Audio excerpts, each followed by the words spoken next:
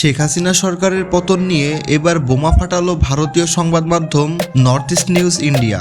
আওয়ামী সরকারের পতনের শেষ দিনগুলোর পরিস্থিতি নিয়ে নতুন দৃশ্যকল্প হাজির করল ভারতীয় সংবাদ মাধ্যমটি।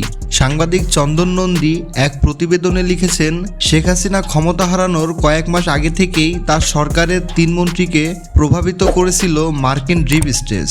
তাদেরকে এমনভাবে পরিচালিত করেছিল যাতে তাদের কর্মকাণ্ড আওয়ামী সরকারের বিরুদ্ধে যায়। সেই ৩ জন হলেন শেখ হাসিনা সরকারের উপদেষ্টা সালমান এফ রহমান, আইনমন্ত্রী আনিসুল হক এবং তথ্য প্রতিমন্ত্রী এ আরাফাত। ভারতীয় পত্রিকাটি লিখেছেন, আরাফাত তার পশ্চিমা যোগাযোগ কাজে লাগিয়ে বিদেশে পালিয়ে গেছে, তবে তার অবস্থান সম্পর্কে তথ্য জানা যায়নি।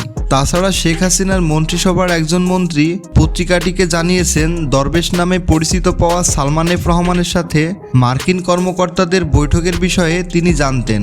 তিনি আরও বলেন, দরবেশ শেখ হাসিনার কাছ থেকে তাদের দূরে সরিয়ে রেখেছিলেন। সালমান এফ রহমান আওয়ামী লীগের শীর্ষস্থানে উঠে এসে কার্যত উপপ্রধানমন্ত্রীর ভূমিকায় অবতীর্ণ হয়েছিলেন। শেখ হাসিনার দিকে তিনি কড়া নজর রাখছিলেন। তিনি কার সাথে কথা বলছেন, কার সাথে সাক্ষাৎ করছেন। তিনি আরও জানান, 2023 সালে যখন শেখ হাসিনা জাপান ও যুক্তরাষ্ট্রে সফরে গেলেন, তখন হাসিনা একটি হোটেলে থাকলেও সালমান এফ রহমান ছিলেন অন্য একটি হোটেলে।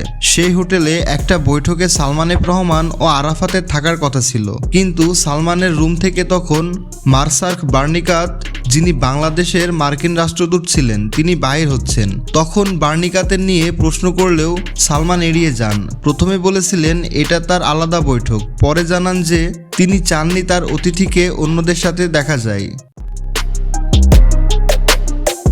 ভারতীয় পত্রিকা আরও জানিয়েছে, সালমান এফ রহমানের সঙ্গে অন্তত 6 জন মার্কিনের নিয়মিত যোগাযোগ ছিল।